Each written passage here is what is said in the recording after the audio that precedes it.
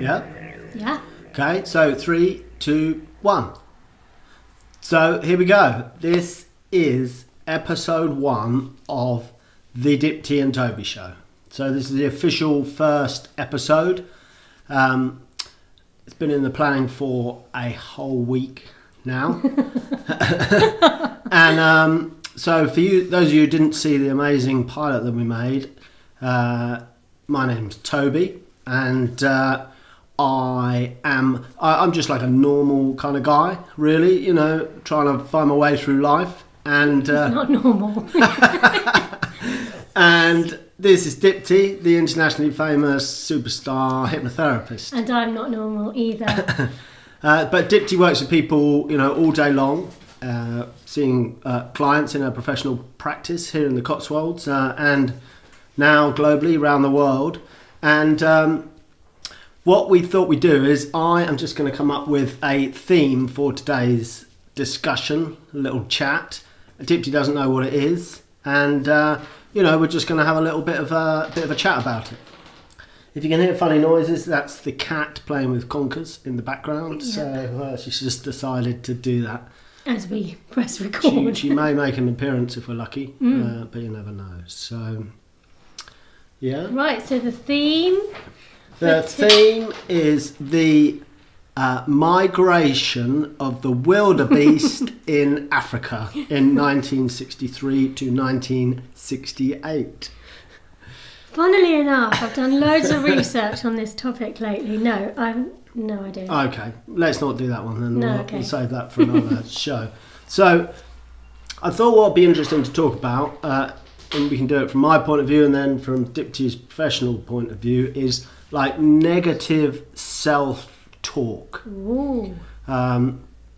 Now, I was listening to a Tim Ferriss podcast this week and a guy called David Goggins, and they were both talking about, you know, how they've really experienced, you know, real deep negative self-talk. And Tim Ferriss has been very vocal about it. He was kind of suicidal for a while, and you know, you look at these people who are kind of, you put up on a pedestal and you think somehow that they're different from, you know, the rest of the world because they've, you know, done all these amazing things and, you know, sold millions of books and that, but actually, you know, everyone experiences this same kind of, you know, self-talk or doubt or negativity, you know. And myself, I really experienced it recently because I decided to take up Brazilian Jiu-Jitsu at 44 years old. And I'd had about 10 sessions of hypnotherapy with Dipti, and I was kind of really feeling good, really sharp, really clear when I decided to take it up. And then, you know, as the weeks went by and it was kind of getting a bit tougher and I got injured my shoulder, I'd find that I was easily trying to talk myself out of going during the day, you know, and I was having this real battle that, you know, why are you doing it? You're 44, you're going to get injured, you know, it's a silly thing to do. Whereas obviously when I'm there, I'm really enjoying it, and afterwards it's, you know, it's really good and it's good for my confidence and general kind of overall positivity, really. So, but I've kind of figured out I have a bit of a threshold. It's like the 80-20 threshold, I call it. So if I'm in my top 20%, then I'll do stuff and get on with it. And, you know, but if I dip below that, you can get a bit of a slump in the day, then the negativity starts to kick in, and, you know, it's easier just to go home and watch Netflix than go to a Brazilian Jiu-Jitsu class. So that's what I thought could be the theme for the day. And look, I talked for 4 minutes. I know, that's amazing. Out-talked Dipti. Brilliant. Well, this is a really interesting topic because, I mean, especially, you know, as we go into the new year, where people set New Year's resolutions and they're all like really, really kind of gung-ho in January, maybe in February, and then by March in the springtime, it all goes to pot. The motivation drops. So that's like the 80-20 thing. Now, but why do you think that the interesting thing is, and this is what I work with people all the time, is how do you remain motivated? How do you remain committed? How do you remain disciplined? It's it's those things that really are important to make sure you've kind of got cemented. First of all, why are you doing what you're doing? Why have you chosen to do that? Why is it important to you? Why is it going to make a difference? And also, what are you going to gain out of it, the benefits and the advantages? If you can kind of think about those things, like for example, take your jiu-jitsu example, if you could really kind of code into your mind of remembering why is it important to you that you continue going to the class, Right. what are you going to gain from it on a long-term basis? Because actually it's the short-term disruption or the short-term discomfort that your brain's going to focus on first of all. Yeah, exactly. That's what it's doing. Yeah, because it's saying, no, don't do it because you're going to get injured again. Now, why does the brain do that? Well, the brain's quite a clever piece of kit. It's got in it protection mechanisms to keep you safe and to keep you alive, essentially. So the primitive part of the brain is always there to keep you safe, looking after you. You know, it's looking after your survival, making sure that you don't put yourself in a threatening situation. So it's trying to protect you. Yeah. Like the jiu-jitsu is a good example because potentially you could get hurt. I did. Yeah. You know, you've got someone massive grappling you and trying to choke you out. You know, your brain. Yeah, I mean, I can see you're putting yourself in a bit of a uncomfortable situation there. So then your brain's going to go, no, don't do that because it's a threat to your safety. Now, we can take that in different scenarios. It might not be jiu-jitsu that you're trying to do. It might just be finish a book or finish an essay. Clearly, that's not dangerous to your life. So why do we still get why do we still get the negative self-talk there? And then that comes to play with our own emotional self-worth and self-value, how we see ourselves. So that's why with that, you can kind of start to give yourself a bit of a talking to. Give me another example perhaps that might not be so jiu-jitsu. Give me another example, like an emotional thing. An emotional thing. Or something that you'd have the same kind of, you'd hear the same kind of negative talk. Well, I mean, I always get it with exercise, you know, even if it's going for a run or doing some yoga or, you know, meditating. That is a classic one, isn't it? They say the hardest thing is to turn up on the cushion, you know, and I go through stages. I meditated every day for a year once, and then recently I've been doing it sporadically. So I'll think, right, I'm going to meditate tonight, and then my brain will go, oh, yeah, but you don't.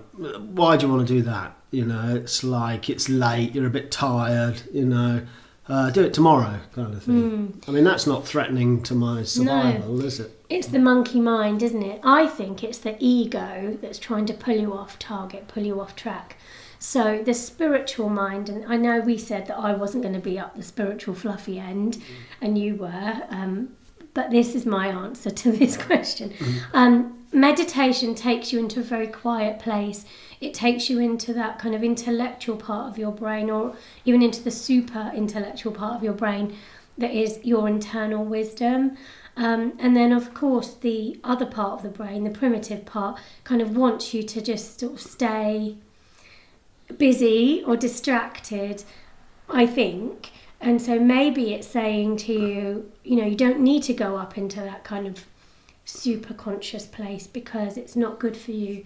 Kind of stay low, stay here, stay in the kind of drama of the world that we live in. Yeah, but then what you're saying, like, so, you know, there's different things for different situations, but I mean, I would have thought it's all the same, isn't it? As in, whether you're going to jiu-jitsu or meditating or, you know, finishing your book or studying a subject, you know, isn't that all having the same effect? Well, maybe it's because you haven't put the value in front of the reason not to do it. So the reason to do it needs to go in front of the reason not to do it, maybe. Yeah.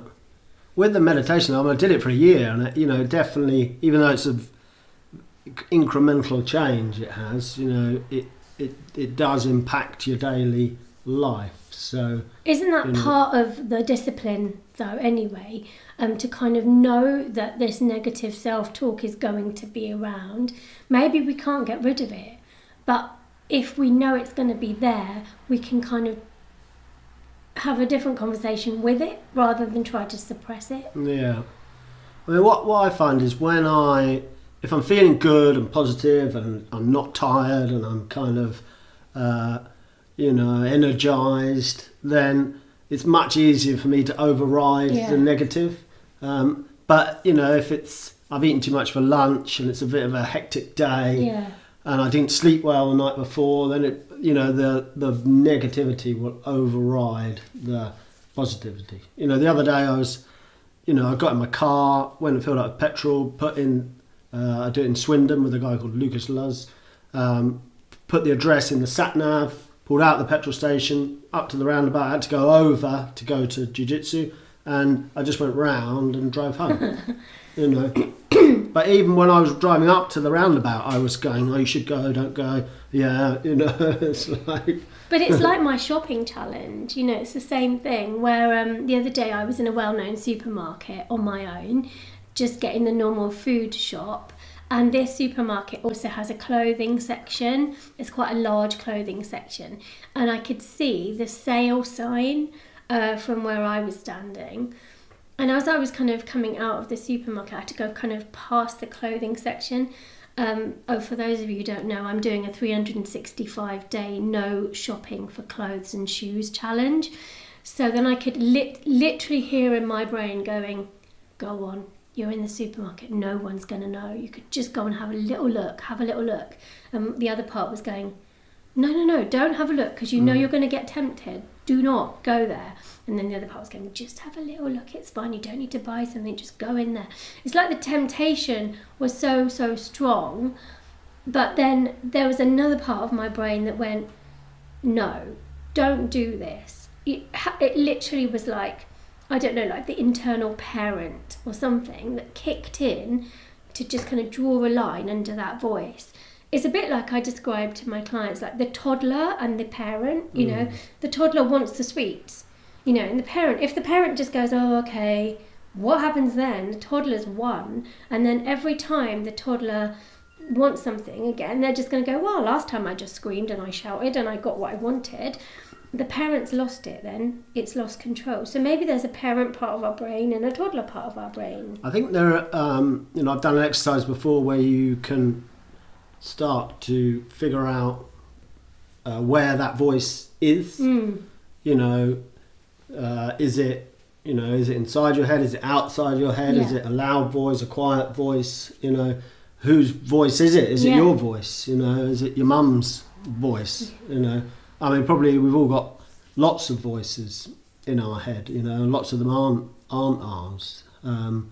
So some are useful, some are not. So it's kind of being aware of that, isn't it? And probably we can put different voices in as well, can't we? Like positive voices, or of mentors, or someone that are going to kind of resources that are going to be there when we need them. Because when everything's going fine, it's easy, isn't it, to get stuff done, but it's in the tougher times that you need those resources, I suppose.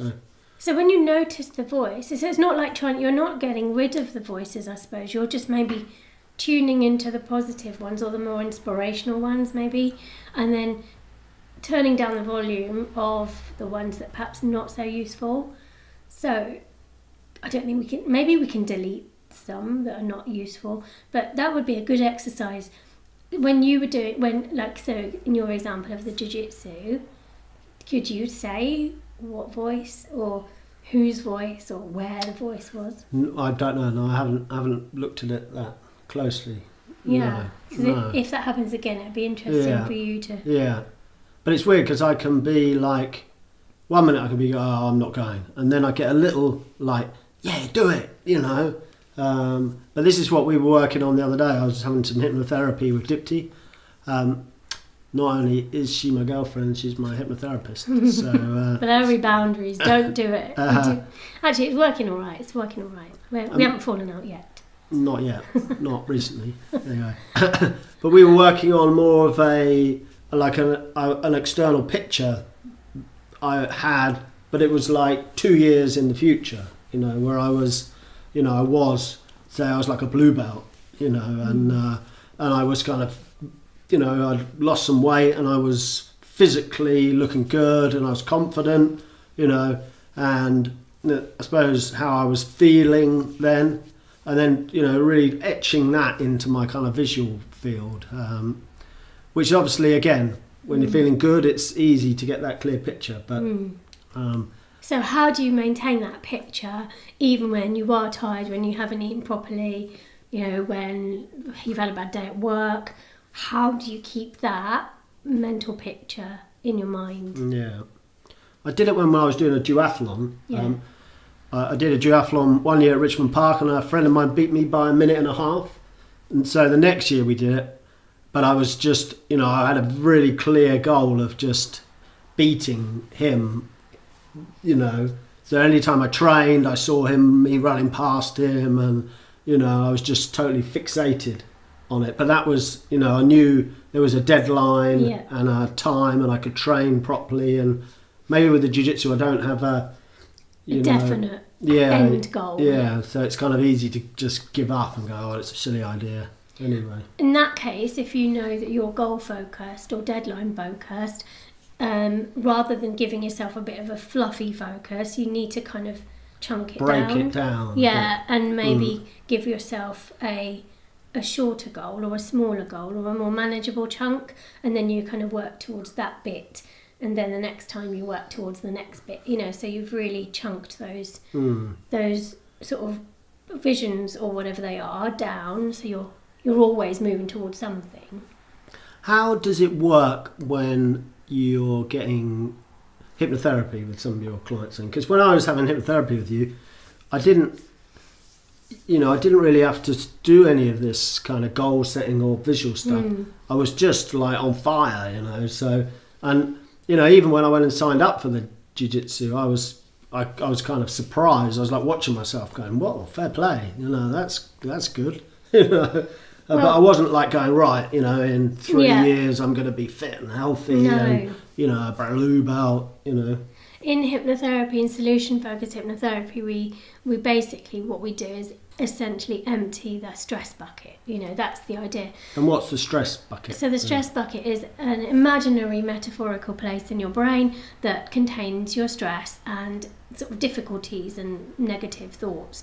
So if you imagine it's like a bin in your brain, and if you don't ever empty that, imagine like you've got a bin in your house and you keep stuffing it, eventually it will overflow and it will start polluting your house. Yeah. So that's the same idea. If your brain is getting full up with rubbish, your brain's thinking is going to feel polluted and negative and foggy. So within hypnotherapy, we basically empty the bin, so everything is kind of always moving towards keeping that clarity available to you. So even though you might not go, right, this is what I'm going to do, because you're in a better place mentally and you've got a better mindset and a clearer mindset, your brain will just come up with positives. So by emptying the bin, you're more in your left prefrontal cortex, would you say? Yes. Yeah. Whereas when the bin's full, then you're more in your primitive part of your brain? Yeah, your limbic system, which is the part of your brain that's going, stay at home, stay safe, stay cosy, put your head down, pull the duvet over your head. That's more anxiety, depression. Yeah, exactly. And anger, irritation. Yeah. You can see if you're feeling like really kind of, laid back and, life's kind of all right and things get piled on, you're just like, okay, this might be a bit annoying, but I'll deal with it. Whereas if you're a little bit stressed and, life's a bit kind of hectic, and then someone calls you and says, can you do this one thing? It's like the straw that broke the camel's back, and you're just like, oh my God, everything's overwhelming. Yeah. So it's not because that person's asked you to do something, it's just how much capacity you feel you've got, in your mental and physical space, I guess. Yeah, that makes sense then, yeah. But then I suppose you can do two things. Then you can empty your bucket. Yeah. And you can work on these, visual pictures of the future and the inner dialogue and the voices, and so you're really kind of clearing up all your mental space. But how do you empty your bucket then? Well, basically, we think it's because your bucket goes in. Your brain has a very amazing function anyway. And when you go into sleep at night, you go into REM, which is rapid eye movement. And REM is also known as trance. So trance isn't a strange, mysterious place. It's actually the same brainwave activity as REM. So when we put our clients into trance, they're going into REM, they're basically emptying their bucket. So you take your clients to a nightclub and play them loud music and get them to dance around, that kind of trance? No? That would be good, wouldn't it? No, I don't have a nightclub in my therapy room, unfortunately. Trance is just basically when you're daydreaming, or when you can go into trance. There's sort of different levels of trance. You can go into a light trance versus going into a deep trance. We go into trance every 7 or 8 minutes anyway. It's that state of mind where you kind of lost a bit of time. You're still active, but you've lost a bit of time. A bit like, when driving on the motorway. Okay. And then you kind of, because it's so repetitive, you've just gone, oh, we're here already at the junction. We've got to quickly turn off. Right. And it's not like you've closed your eyes or danced. You've just gone into a different kind of space. Or like when you're in the shower and maybe you've been trying to figure something out and then you can't, and then the next day you're having a shower and then all of a sudden you go, I know the solution. Even washing up dishes, you're just doing a mindless task, something that doesn't require a lot of brain activity, but you've kind of gone into, I've done this so many times, it's so kind of coded in as a habit. Right. So you're not consciously having to think about it. And then like the brain is almost like defragging the hard drive a bit in a way. Yeah, okay. That's a good way of describing it. Okay. Yeah, so I suppose that's when I was meditating every day, it was similar like that, because that's creates more neurons in the prefrontal cortex, doesn't it? So and then I suppose you've got more control over your emotions as well. Yeah, definitely. We can't stop our emotions because that's what makes us human. We want our emotions, but we definitely want to be in control of our emotions. We need emotional intelligence to navigate around our world kind of safely and healthily. So that's how hypnotherapy really helps you. It kind of helps you remain emotionally intelligent. Yeah. So there's emotional regulation, sounds like. Okay. All right, well, that's pretty good. We were going to do about 20 minutes, and we've done 22 minutes now. So maybe, is that enough? I reckon. Yeah. So just remember that if you want to get some more information about me or Toby, but mainly me. I make films, actually. Yeah. Yeah, so you might want some information about Toby's website is messages.move.com. Yeah. And that will be there again for you to kind of see down here, messages.move.com. And my website is diptitate.com, and here is a little thing. So if you click on there. What, a plant pot? No, this. Oh, right. If you click on there, you'll see where you can access that. And of course, if you like our videos, please do subscribe. And here you are. Here's a little thing to help you subscribe. Click on that. Toby can't see them, but I can. And if there's a topic you think might be interesting, you've got any questions you want answered, then we can give it a go as well. 90 years experience between us. Gosh, you're looking good for 70. Really, really good. Yeah. Wow. You're 70 years old. Yeah, well, see, doing something right. I know. So. And also, we're going to suggest you a video for you to watch in a minute. So the next video for you to watch, I reckon you'd enjoy it, is here. There we go. Okay, great. Well, good to see Episode 1. you. Happy days. Yay. Did it. Come on. See you next time. Bye. Bye.